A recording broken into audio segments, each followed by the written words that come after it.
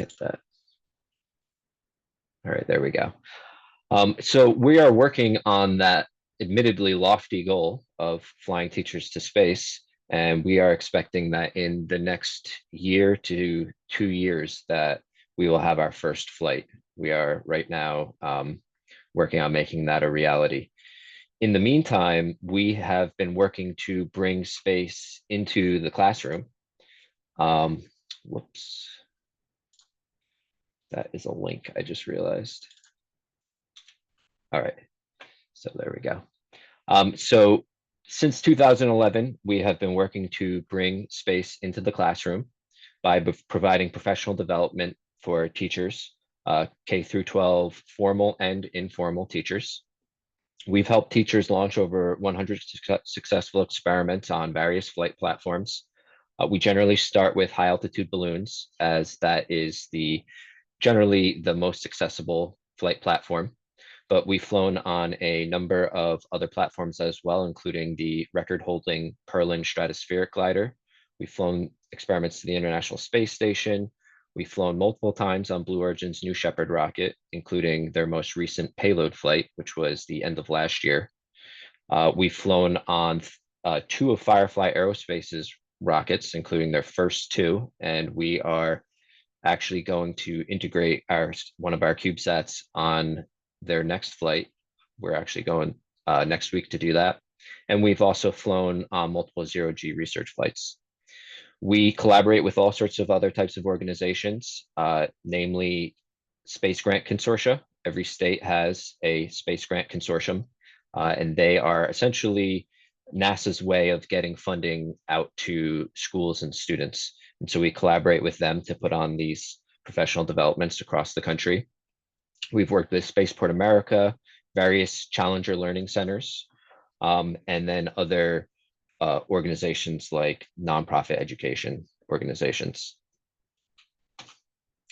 So back in 2021, we were part of the 18 organizations that were chosen by Club for the Future, which is Blue Origin's nonprofit organization. Each of these 18 organizations all received $1 million in funding. And we took that $1 million that we got and we developed this CubeSat program with it, amongst other things that we've been doing, including actually flying CubeSats and other payloads. So this Classroom CubeSat program is ultimately an introduction to not only CubeSats, but the electronics and sensors that go into them. When I said that we wanted to bring space into the classroom, this is how we do it. So we have been doing in-person workshops across the United States. We also now have an online course, which I'll tell you a little bit about a little bit later. But essentially, we train teachers everything they need to know in order to build a functioning CubeSat. We refer to them as CubeSat emulators because they're not space rated, but they are definitely flyable. We have flown these exact CubeSats on high altitude balloons and on the Perlin stratospheric glider. We have also taken these exact CubeSats and we've taken the experiments and sensors that they have inside and we've translated them into actual flyable, professionally built CubeSats that have flown on Perlin, or not Perlin, on Blue Origin and on Firefly Aerospace. And we've got all sorts of different types of experiments that have been made by students. In this picture in particular, right here in the middle, the upper left CubeSat there, that was an experiment designed by kindergartners. They wanted to see what would happen to marshmallows if you sent them up to the edge of the atmosphere. And so we sent it up on a high altitude balloon and had a camera looking at it. And the students got to see how when the air pressure, went lower due to being at higher altitudes, the marshmallows would expand out. And then once they came back down, they squished back down to their original size. We've had experiments built by all grade levels. That was kindergarten. That's the lowest we've seen, but we've also had a second grade classroom fly a CubeSat on Perlin. And we've had up to high school students working on these. So we've reached every level, which we're really happy about. So this is some idea, it gives you some idea of what these professional developments look like. We do everything from 10 to 15 teachers all the way up to 30 teachers at a time will be at these workshops. And we go through every step of the process, step by step, going from having a bag full of components in front of you all the way up to a completed CubeSat.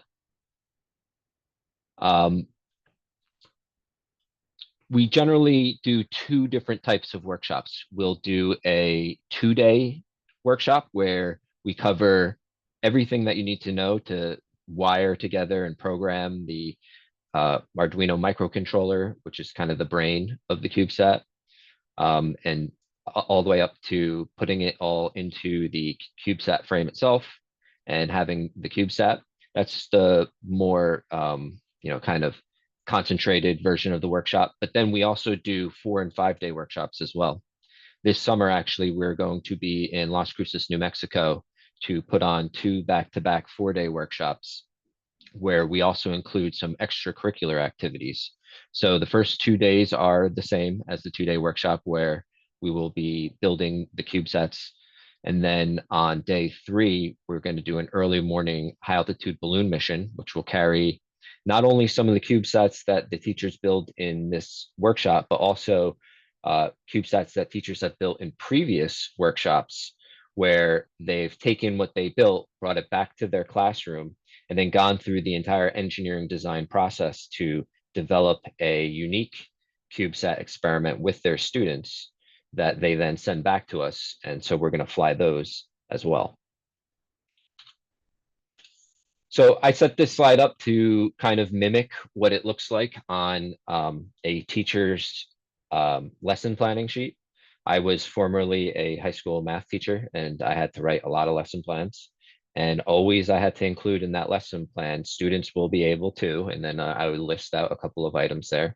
I'd also had to include the standards that I was meeting, and I'll show you how I incorporate that into our CubeSat program towards the end.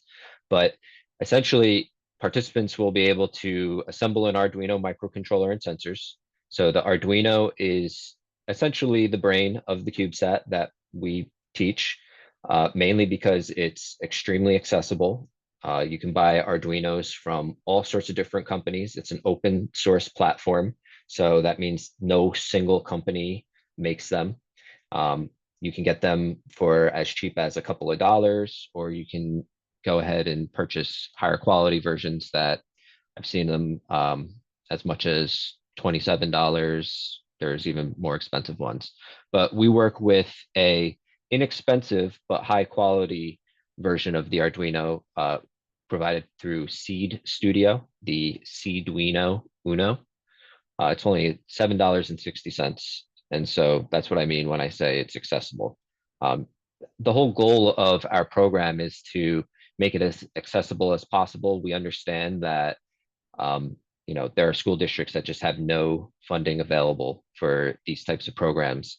And so we wanted to develop a program that ultimately a teacher wouldn't have very much difficulty raising funds in order to be able to put one of these together. So we use Arduino microcontrollers. We use sensors from Adafruit, which is a New York-based company. So depending on where you are, it's a local company. It's not just all stuff that is, coming from China. You can buy these types of hardware and components from AliExpress or Amazon, and you can get it for a bit cheaper, but ultimately we have learned through experience that you get what you pay for. And so we try to follow that middle of the road where it's still inexpensive, but you're not going to have to worry about parts failing on you and having to rebuy things anyway. So essentially, you come to our workshop, you'll be able to work with the Arduino, you'll wire up the sensors, you'll be able to program everything in order to collect data from those sensors. Then you'll take all of that, you'll assemble it inside of the 3D printed CubeSat frame, and then you'll be able to essentially use it as a mobile data collection platform. So be able to collect, present, and disseminate data that you collect with that CubeSat emulator. We're also big on NASA's best engineering design process. So this is essentially what would have previously been called the scientific method. I know that that is not always taught in schools these days. So we wanted to use something that came straight from NASA, and that's this particular engineering design process. So through that process, students are going to be asking a question. They're going to be brainstorming what are some possible ways of answering that question. And then they go through the circular portion of the process where they, make a design, they test that design, they realize, okay, that design didn't work out, so let me improve it. And then they go through that process as many times as they need to until they get a fully functioning CubeSat experiment. And then they send it to us and we fly it for them. So whether that's on a high altitude balloon, on a record setting stratospheric glider, or even building it into a professionally made CubeSat and flying it on a rocket such as Blue Origin or Firefly Aerospace. They will then get that data back and they get to be part of the larger scientific community. They can contribute real, actual data from actual flights. We, unlike a lot of other professional developments for teachers, where you go there, whether it's a few hours or a couple of days, you sit through. Usually, in my experience, at least, usually like really obvious, like no-brainer type of stuff that every teacher should know anyway. A lot of times, these professional developments can be kind of boring. But what I definitely have noticed with every professional development I went to is pretty much as soon as that session is over, you might get like a certificate of completion, and then that's it. You never hear back from those instructors ever again. The good ones will maybe come back to your school a few months later or a few weeks later and kind of follow up. But for the most part, you go through the professional development and that's it. We are trying to do something different. So once the professional development is over, you now have the working CubeSat, but the idea is that you're going to go back to your students. You're going to show them how to build the exact same CubeSat that you built with us. We provide you with two kits, the one that you built in the workshop and then a whole nother one to build with your students. But then we want you to go through that engineering design process, come up with a completely unique experiment, and then build it so that you could send it to us and we can fly it. And so we don't just, finish the workshop and then say goodbye and never talk to you again. We provide ongoing support, whether that is, video calls or meetings with you, an individual teacher, or a group of students, or an entire classroom. We provide email, telephone support, text messaging, whatever is most comfortable for the teacher. We can meet you on whatever level you're at. We'll do regular milestone meetings. So just like we have to do when we're launching things on rockets, we need to meet milestones. So we want to include that and teach that as an important part of the entire process. So we will provide constraints, we'll provide dates and milestones that should be met. We can be flexible on that. It's not going to be absolutely imperative that you hit a milestone. We understand that teaching is not the easiest job in the world, and sometimes it's difficult to fit everything into a single class period or multiple class periods. But we want to teach that concept that there are milestones and we expect you to meet those. Then before we do flights or launches, we will do mission briefings, and then after a flight we will do a debriefing and we'll look at the data together, we'll talk about it, we'll see what interesting things have occurred during that flight. And that's actually a pretty cool thing about all of this, is that you go into a flight with preconceived ideas of what your data is going to look like based on what sensors you've included. But oftentimes there are things that you weren't really expecting or things your students weren't expecting. And it actually opens things up to future missions. Like, oh, so a good example would be we sent some CubeSats up on a zero-G flight with some teachers. And for some reason, the light sensor on the CubeSats was able to see when the plane was going through the parabolas, right? So the plane does a series of parabolas, and during those parabolas, there's a period of weightlessness and a period of increased gravity. And so for whatever reason, the light sensors were able to see that.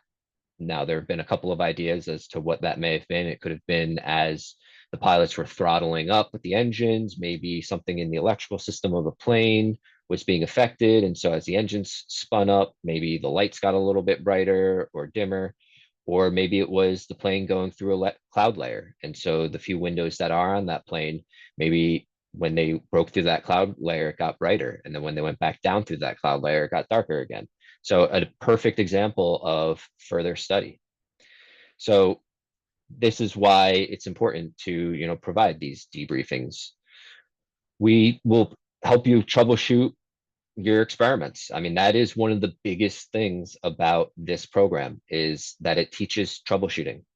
If you talk to or watch interviews with any of the CEOs of these rocket companies that are, growing and growing these days, you'll hear a pretty common refrain, which is, I don't need to have, highly trained individuals come work for me. I'm pretty sure that Elon Musk said this. I know that the CEO of Blue Shift Aerospace, a smaller rocket company in Maine, specifically told me and a group of teachers that we brought there, he said, he's like, listen, I can train people to do most of the things that I need them to do when they start working for me. What I can't train is perseverance. That's just a skill that is takes a long time to train. And usually when they're looking for a job, working for an aerospace company, they haven't learned that already. It's going to be real tough for them to just, figure it out overnight. So the idea is that we get kids working on these types of projects at the youngest age possible, so that they start getting experience with that whole troubleshooting and perseverance type of stuff. I'm not going to lie, it's easy to, put these kits together incorrectly. There's a lot of small wires that you have to plug into a breadboard and into the Arduinos. And that is the number one thing that I see that goes wrong, is, somebody plugs something in the wrong spot. But it can take some time to realize that. And it might take going through and unplugging things and plugging them back in, and, maybe even taking the whole thing apart and putting it back together before you realize where your mistake was. Also looking at the programming of the Arduino, it's really easy to leave out a semicolon at the end of a line of code, which can hang up your entire thing.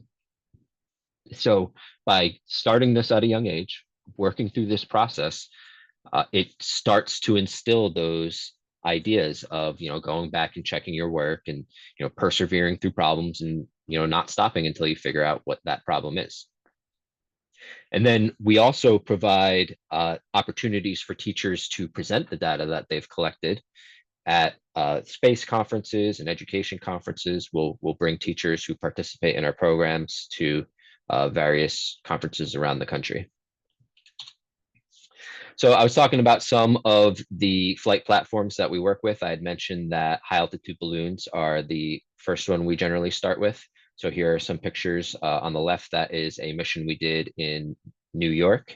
On the right is actually during one of our workshops in New Mexico. We did a balloon mission there. Here are some shots from those two balloon missions. The New York one on the left, unfortunately, it's a pretty cloudy day. But what's interesting is you do, with those balloons, even though they're not going to space, you get some of the same features, right? You get to see the blackness of space above, and you get to see the curvature of the Earth. It's really cool. Here are some shots from one of our zero-G research flights. So you can see we took some of those CubeSats.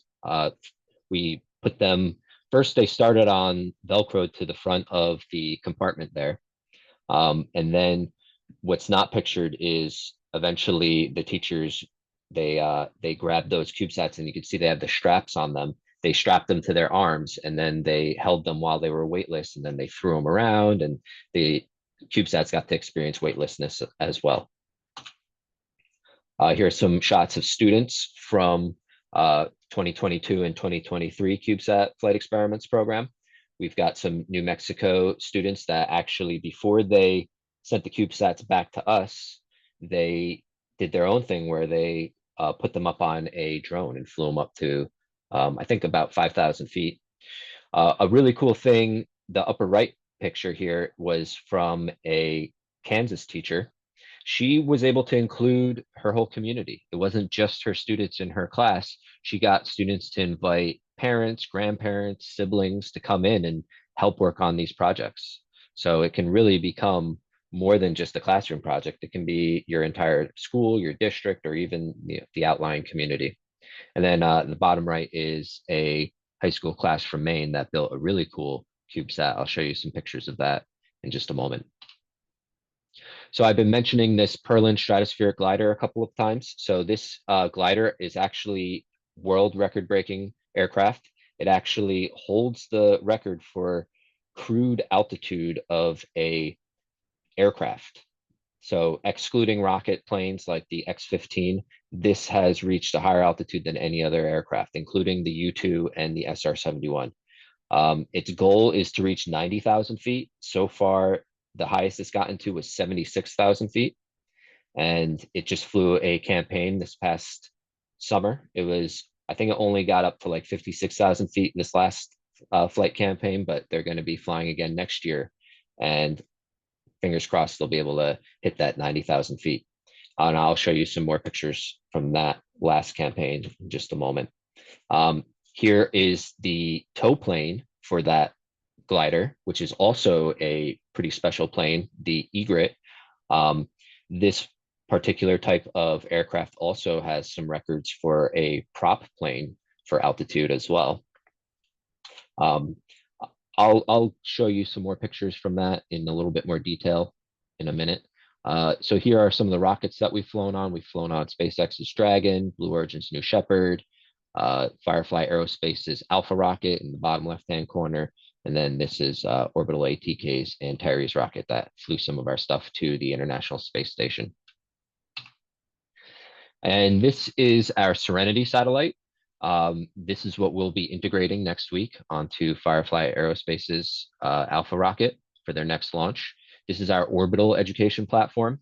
So this is an orbital CubeSat. This will ideally stay up in orbit for, we're hoping, a few months.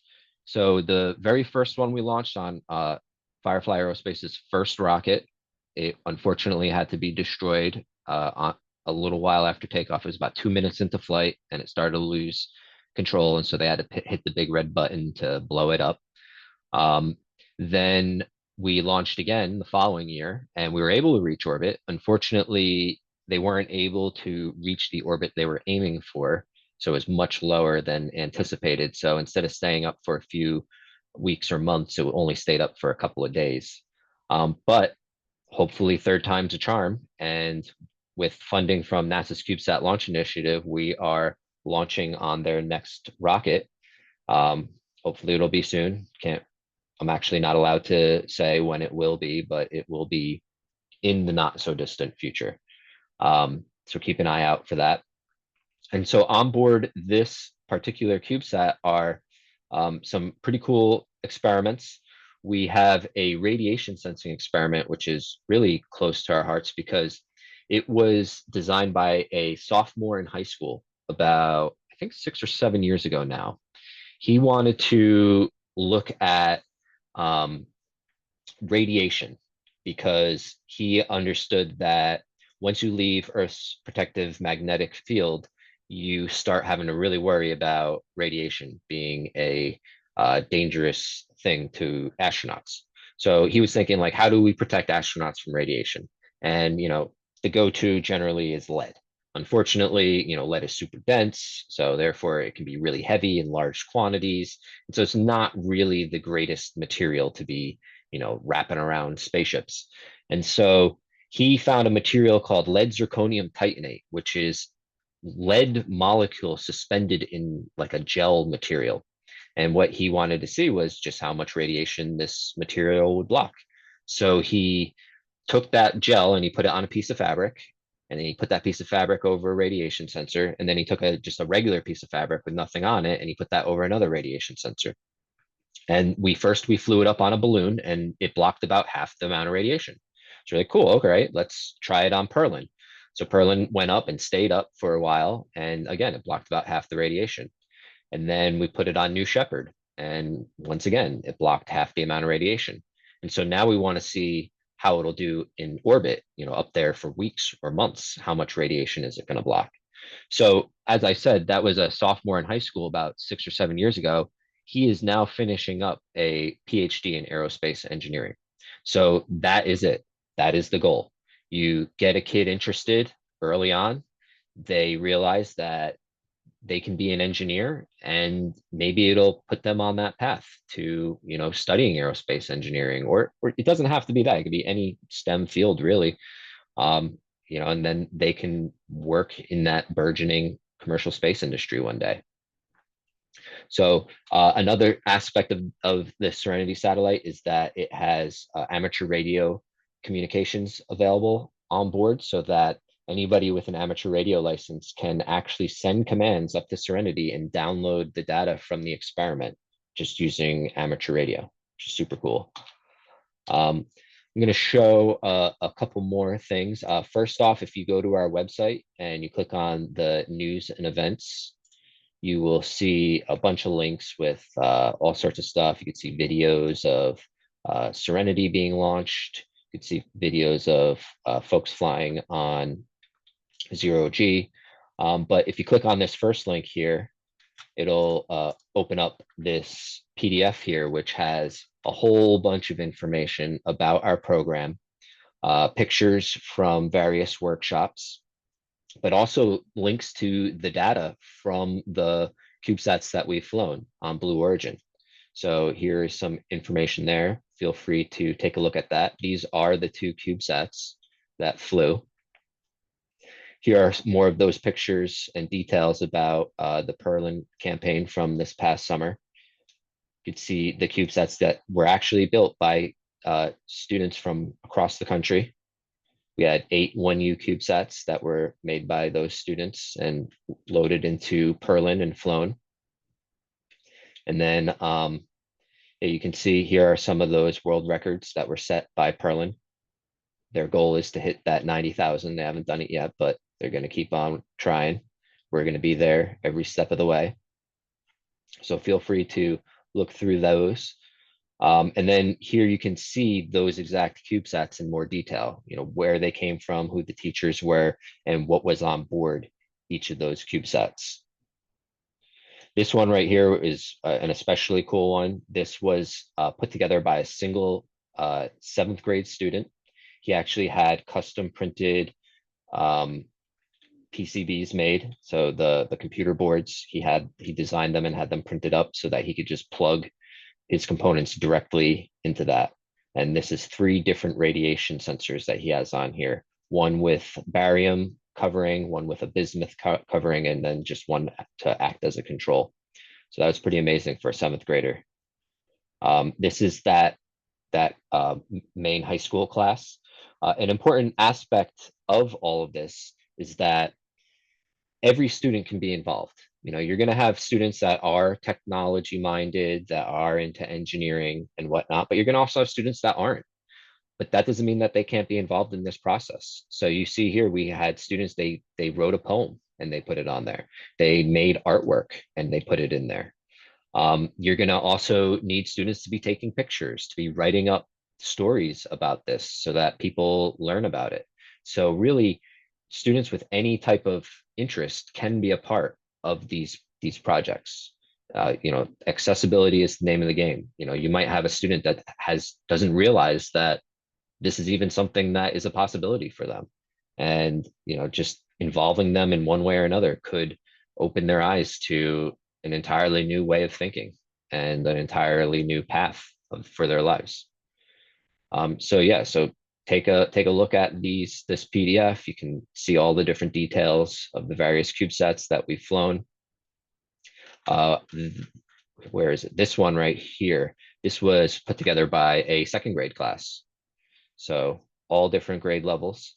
Um, I think that for me, the most important aspect of this program is the idea that there are students out there, young students, because I'm talking about from personal experience. I was in second grade and I already was like, I stink at math. Like, there's no way I'll ever work for NASA or anything like that. Like that young, I already hated math, and I just thought, some people are born with a good math brain and some people aren't. Um, and I thought that's what had happened to me. It took until I was 25 years old and I started studying to, I wanted to get into some sort of STEM field. I actually wound up becoming a math teacher. So I realized once I started really, studying, and I wasn't going to let that quote bad math brain hold me back anymore. What I realized was that it wasn't that there was anything wrong with my brain. It was just that it takes practice, just like any other skill. Like if you want to be good at playing basketball, what are you going to do? You're going to practice. You want to be good at playing an instrument, you practice. Math is the exact same way. Problem solving is the exact same way. So getting the experience at a young age is so important. And I go to a lot of space conferences, education conferences, just commercial space conferences. And whenever I see professionals in the field or university students that are building, amazing satellites and CubeSats and whatnot, I always make it a point to ask them, what was it that got you here? Like, what was the thing that got you on the path to either going to university for aerospace engineering or computer science or whatever it might be? I ask, industry professionals what got them working for a rocket company or a satellite company or whatnot. And almost all the time, the thing that they mention is that there was some person in their life that introduced them to some cool technology, or some kind of science that got them on that path. And so, and I know from experience, I had that person in my life too. I remember I was in like third or fourth grade, and a family friend came to my school and we took apart my parents' old desktop computer. This was in like 1995. And he pointed out, like, this is the CPU, this is the GPU, this is the memory. And from that point on, I was always interested in computers. And I guarantee you, I would not be here where I am today if it weren't for him. And so my goal is to make those K through 12 teachers that person for students.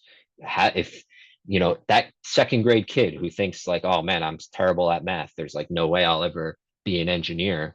Well, if they build a CubeSat with their second grade teacher and they send it back to us and we fly it to the edge of space and then send it back to them, not only can they be an engineer, they have already been an engineer at that point. They have gone through the engineering design process. They have built a CubeSat. They have collected data from it. They have shared it, with the scientific community. So, that's the goal. The goal, personally for me, is to realize that Star Trek vision of the future where people are living and working in space. You know, people are going to be hopefully working on commercial space stations soon, living and working on moon bases, on Mars colonies, mining asteroids. If we are going to realize that vision of the future, we just need way, way more people, working towards that. And so what I see this program at is it's that pipeline. It's developing that pipeline of students into realizing that they can do this. I mean, there are kids all over the world who the entire concept of working in a STEM field like just hasn't ever occurred to them. Nobody has ever told them that it's something that they could do one day. And so our goal is to provide teachers with the necessary basic skills. Like, we're not expecting that teachers are going to become professionals at doing all this stuff. We're just introducing them to the basic concepts of wiring up a breadboard, wiring up a couple of sensors, wiring it to an Arduino, and doing the very basic programming. It's very little programming. It's mostly just cutting and pasting things from one place to another, so that they can then show it to their students, so that they can introduce it to their students and let the students take it and run with it. So, that is the goal of this program. Not only do we do in-person workshops, but we also I have an online course. You can see that here. So essentially the way that this online course is set up is that I have recorded myself doing everything that takes place in those in-person workshops. So, you click on the video lecture link, it takes you to a video that walks you through the process. I have everything here. You get a actual kit in the mail so that you can put it together as you go through this course. And as you can see, it's step by step, right? The first thing we do is we wire up an external LED to blink when the LED on the Arduino blinks. Then we replace that with a very basic light sensor. Then the next step is to add a micro SD module so that you can actually save data somewhere. Then we add a temperature pressure sensor. Then we add a gyroscope and accelerometer. And then we finish off by adding a real-time clock so that you can actually know when and what the time was when all this data was being collected. And then we explain, the whole process of taking that data and actually looking at it and making graphs out of it and such. And then, putting everything into the CubeSat frame and then going through that engineering design process to come up with your own unique experiment. So here is also a little bit of data from zero-G flight, some pictures. So these are the CubeSats that they took with them.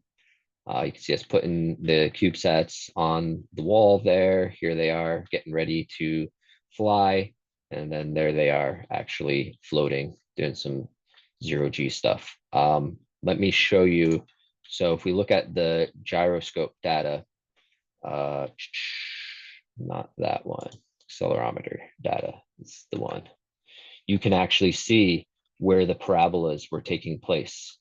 That's where the plane was going up and down in order to simulate that zero gravity environment. But here, the light sensor was the interesting one. As I was mentioning before, for whatever reason, you can see those same parabolas on the light sensors. So a very interesting thing that happened that needs more study, more experiments to be made. I've also gone through the next generation science standards. I've completed it for middle school. I'm now working on elementary and high school, but I've gone through every single one of those next generation science standards, and I have written out how you can take what you're doing with a CubeSat and align it to a standard, because that's the most important thing. For so many teachers, their administrators absolutely require that every one of their lesson plans includes, what standard it aligns to. And if it doesn't align to a standard, well, forget it. You can't do it.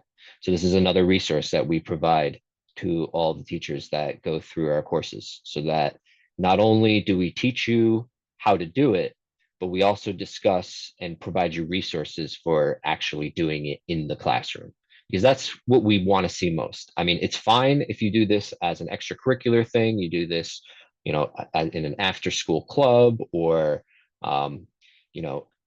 in just like a non-school related setting, like libraries or whatnot, or for informal educators. But ultimately, we want to see this become a part of, everyday classroom activities. We want every student to have access to this, because unfortunately, as great as after school clubs are, it's not accessible for every student. Not every student has the ability to stay after school. That requires taking late buses, which aren't always available, or having a parent be able to pick you up, which isn't always available. So we really want to get this in the classroom so that every student can have an opportunity to experience this. So yeah, that is what we do. We are putting on 2 in-person workshops this July in Las Cruces, New Mexico. Unfortunately, they're all filled up at the moment, but if you go on our website, you can check out in the professional development tab, you can check out our online course and see what that entails. You can sign up for that. It's a $400 course, which includes the kit itself. So you get the kit and you get access to the course materials. Here's the course outline. And unfortunately, the website seems to be going kind of slow right now. I'll have to go in there and reset it to make it run a little bit faster. But at the bottom of the screen here, there should be a form that you would fill out in order to register for the course. But yeah, we are working on making the in-person workshops more widely available. If this is something that you would like to see in your school or district or state, please reach out to me. We could start working on making that happen. We generally try to approach the Space Grant Consortium in a state, because that's a great way of getting those resources to put on one of these workshops. But if that's not something you're interested in, check out the online course for sure. And if you are having problems registering because the website is being kind of weird right now, just send me an email. My email is actually, if you just click on this contact us, it'll send an email directly to info@tis.org, or you could send one directly to me. I'm just noah@tis.org. All right, so I see that there were some questions being asked throughout, so let me take a look at those. So are these CubeSats available in other countries? At the moment, we're not selling the CubeSat kits right now. We are using them strictly for how do I stop sharing? Let me see. I want to show you guys what I've got right here. There we go. All right, so right here, this is the CubeSat that we teach in the course. This is about $100 worth of components, depending on what volumes you're buying it in. It could be even less than that. We don't currently sell it, but what I'm going to do is, in the resources section, if you go to the Build It tab on our website, I have the files for 3D printing your own frame, and as well as the various hardware that you need to put it together. I'm going to be adding to this in order to provide a little bit more insight into the various components. But right here, if you click on this, oh, I'm not sharing my screen anymore. I'm sorry. Let me just share that again.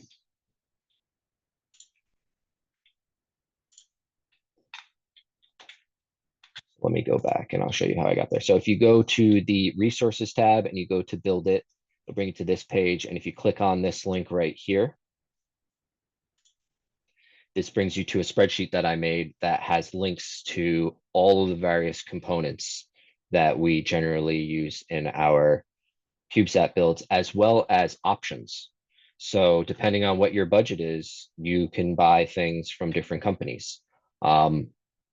I've kind of noted all of the different aspects of that, whether you're buying it from Amazon, where it's going to be probably cheap, but it's also going to be highly likely that parts can fail and whatnot. Whereas if you buy from SparkFun or Adafruit, you're going to get a little higher quality. Well, you're going to get a lot higher quality, and that's really what I recommend. I recommend Arduinos from Seed Studio and sensors from Adafruit or SparkFun or DF Robot. Those are all really good ones. I don't necessarily recommend buying Arduinos from the Arduino company itself or organization, because that's a $27 Arduino versus Seed Studio's $7.60 Arduino. So while we don't provide like the kits currently for sale at the moment, we will in the future, but as of right now, we don't. So I see a question about MaxIQ. We have tried to work with MaxIQ in the past, but we weren't able to get that partnership off the ground. I know that they provide some pretty cool hardware where you literally just like plug it together almost like Legos, but we haven't been able to get a partnership going with them. Let's see the questions. Yeah, Illinois Space Grant Consortium won't work with elementary and junior high schools. So every space grant consortium is different, we've realized. Some of them are really willing to work with elementary school, but unfortunately, every space grant consortium I've worked with the exception of the main space grant consortium, is attached to some state university. So like that's where how it exists. Like there is somebody from the university that is the director of the space grant consortium for a state. And unfortunately, most of the resources are funneled right into that university or maybe some other state universities. And very little of that funding goes to K through 12. Not every space grant consortium is like that. For instance, New Mexico Space Grant Consortium is awesome. We've been working with them for 3 years now. We've put on a 5-day workshop, 2 2-day workshops, and now we're going back for 2 4-day workshops this summer. And it looks like we're just going to keep on doing that for hopefully forever. And we have folks coming from around the country to those ones. But we've also worked with Maine Space Grant Consortium, and we're looking to branch out to others as well. So yeah, I understand it's not always the easiest to get funding from the Space Grant Consortia if you're not a university, but it's not impossible. And we'd be willing to work with you in order to get in touch with them and try to set up those meetings in order to, make that happen. Does it have to be with them? Like, could it be with AIAA, which is the American So, Institute of yep, Aeronautics and Astronomics? yep. So we are currently working with AIAA to develop a program for teachers all over the country to get involved in Who this. who are you working with that? Do you know? Jake, I Jake forget his Williams. last Okay. name. Yeah, Jake Yep. Williamson. Yep. Okay. I Yeah, sit we on a few actually boards with just him. That's why I wondered. yeah we just signed some NDAs and such. So like we're really getting into figuring out the details of the program. But there is a forthcoming program that will be available to anybody who works with AIAA. Okay. That's good to know. Yep. Yeah, and Thank other you. organizations, we're in talks with the Rural Tech Fund. We're in talks with, all sorts of potential funders to take this program and really provide more access to teachers all over the country. And then eventually all over the world, hopefully. Does anybody else have any questions? Well, if you do, don't hesitate to reach out to me. Again, my email is Noah, that's NOAH at TIS.org, as in Teachers in Space. You can go to our website, TIS.org, see all sorts of stuff about what we've been up to. Um, yeah, we're really trying to develop that pipeline. We want to see people living and working in space. I personally think that it's going to be a reality in just the next 5 to 10 years. They're talking about how the first trillionaire is going to be whoever figures out how to mine an asteroid. That's something that I talk about pretty regularly in these workshops, that that's an opportunity for students today. So the kids that are in K through 12 right now might be that trillionaire, or might be working for the company that figures that out, or the organization. It doesn't necessarily have to be a company. It could be a government organization like NASA, or the European Space Agency, or you know JAXA, whoever it is. um, you know the the Hey, sky is Noah. not the limit, right? Their space is infinite. And if we want to seriously see that vision of the future happen, we just need to get way more people into it. And that's what Teachers in Space is working on. We're trying to, provide access to all this to kids that have never even thought or dreamt about doing this. Say, Noah, I've Yeah. got a question. Yep. Great work. I've followed everything you're doing for many years, because we're often on the same emails with the ISS National Lab and their education group. So love everything you're doing.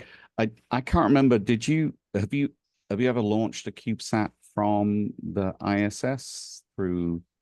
We haven't launched a CubeSat from ISS. We have sent experiments to ISS that were Right. then, worked on by the astronauts. Yeah.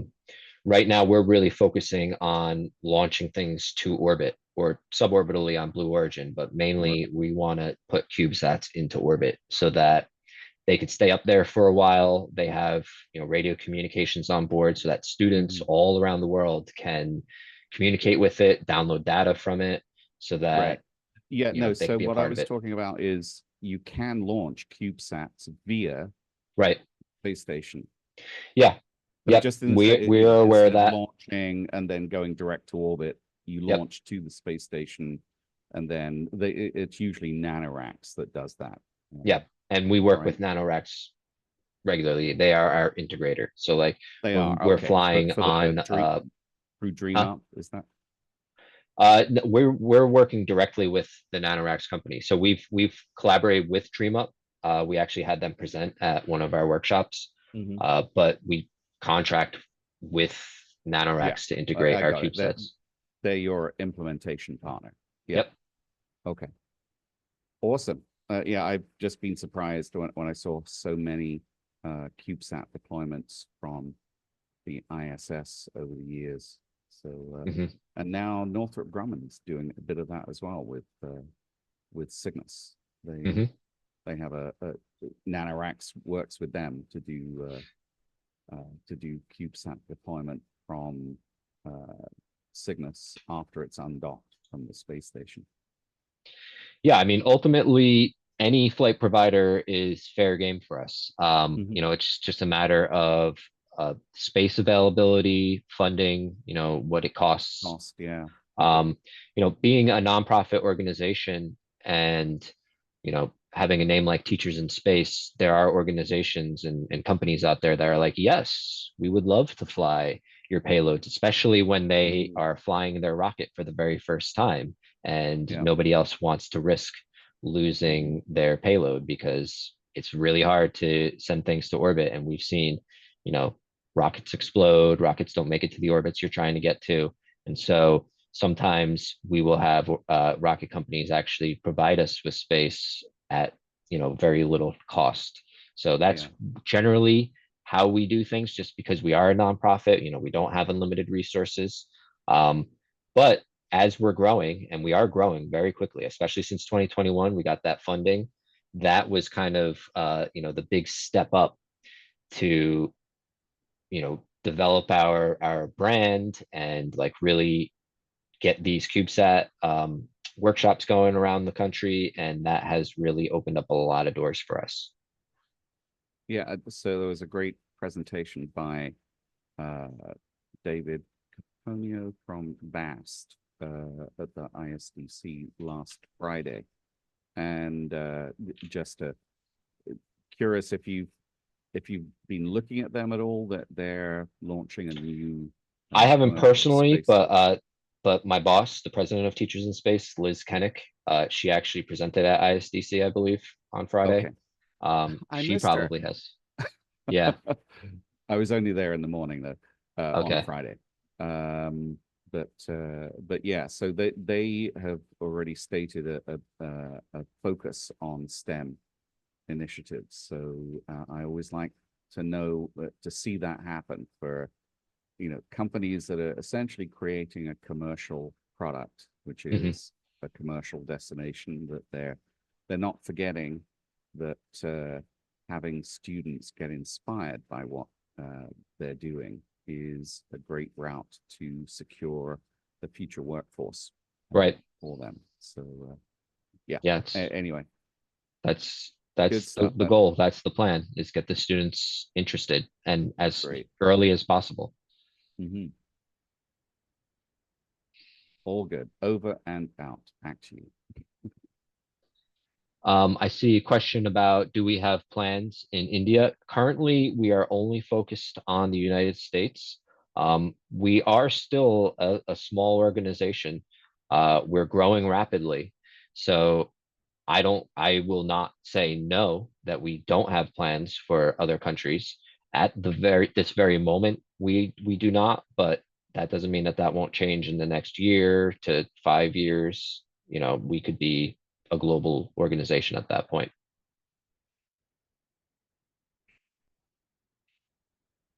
Does anybody else have any questions?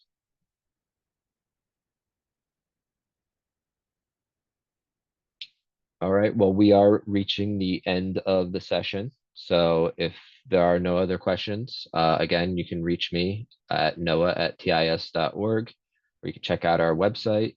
And I look forward to potentially working with some of you in the future. Thanks for taking the time to listen to me talk about this stuff. It's been my pleasure. Thanks, Noah. You're very welcome.